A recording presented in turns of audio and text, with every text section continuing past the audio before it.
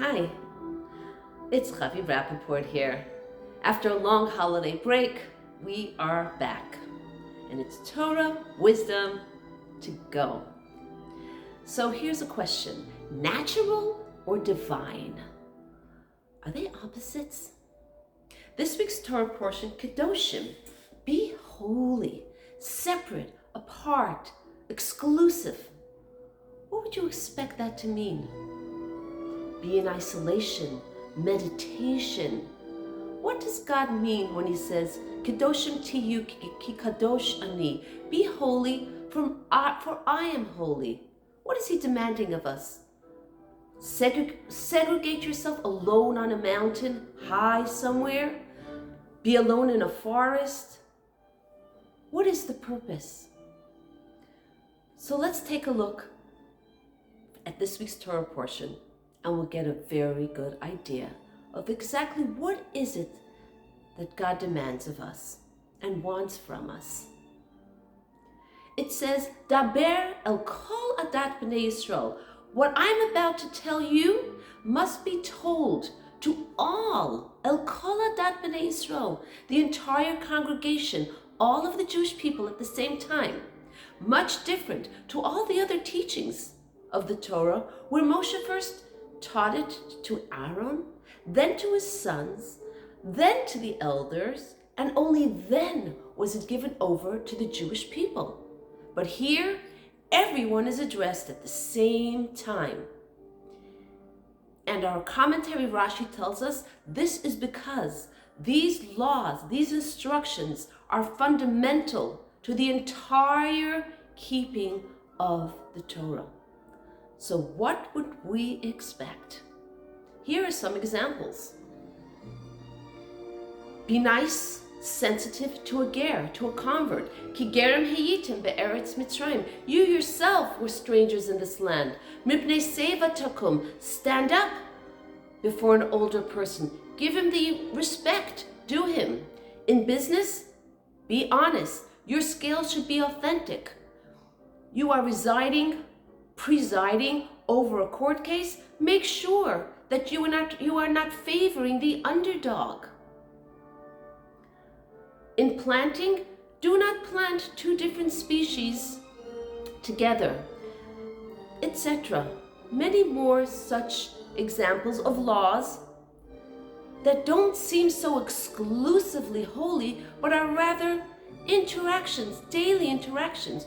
Or how about this one? You're hiring a day worker. Make sure you pay that worker at the end of the day, and don't make the person wait until the next day. Kedoshim tiyu. This is the way to emulate me in your everyday, mundane interactions. Be sensitive. Take a step beyond. Also, we find ourselves now between Pesach and Shavuot, right? The time when we receive the Torah, the holiest, monumental experience in our history. Torah given then, carrying us through our lives till today and onwards. And how do we prepare for this holy experience? By refining ourselves on a daily basis. And what does that mean? It means our interactions with other people. For example, this week we deal with the attribute of compassion, and we divide it into different components. On the first day we say chesed of compassion.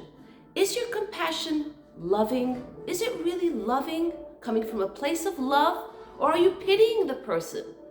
Next day, Gevura. There needs to be a certain discipline in compassion. Sometimes we need to withhold. Not always is compassion the right way to go. And it needs to be focused. Tiferes. Is your compassion really coming from a compassionate place with the other in mind? Netzach. Is it enduring or is it whimsical? Oh, I had a great day. I'm here with compassion for you. But the next day, didn't work for me. I'm out. I have no compassion in me. Netzach, hod. Are you dealing compassionately and with a sense of humility? You know, God put me in a position that I am able to give and to help out. I feel fortunate, and I also feel like I have an obligation and a privilege.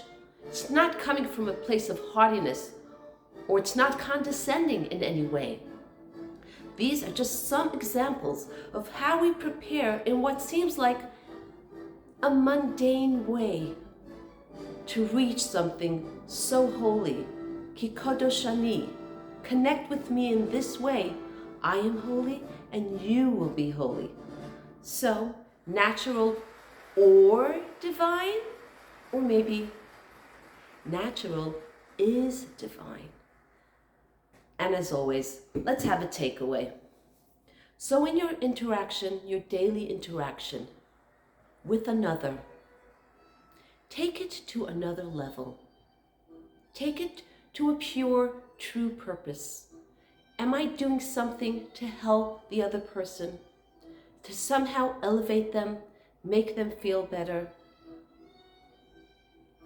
Kedoshim tiyu ki kadoshani.